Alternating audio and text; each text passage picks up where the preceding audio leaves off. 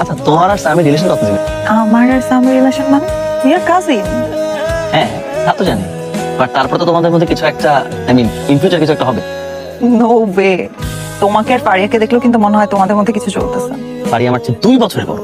Seriously? হুম। তাহলে যে তোমরা এভাবে মিশো?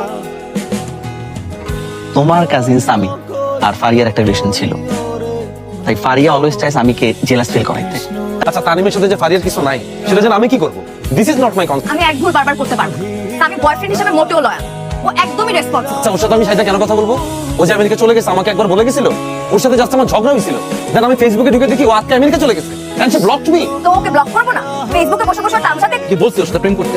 আমি সাথে নরমালি ফ্রেন্ডের মতো কথা বল। ও এখন আমি আমার এক্স বয়ফ্রেন্ডের ফ্রেন্ড হয়ে যাবো না? গাছতে থাকবি কিন্তু তুই। ওরা অনেক জোরাজোরি করতেছিল এই কারণে আসছি। তো আমাকে ফোর্স না করলে কি আমি আসতাম না? ওরা কেউ চায় না আমাদের ঝামেলার জন্য আমাদের সার্কেলে কোনো ইম্প্যাক্ট। ওরা চায় যেন আমরা নিজেদের মধ্যে কথা বলি। এটা তো আমার কোনো প্রবলেম নেই, হাই হ্যালো তো করাই যায়। আমার কোনো প্রবলেম নেই। আমিও চাই যে সবার সামনে আমরা নর্মাল বিহেভ করি, যাতে করে ওরা মনে করে উই আর ওকে। ওকে।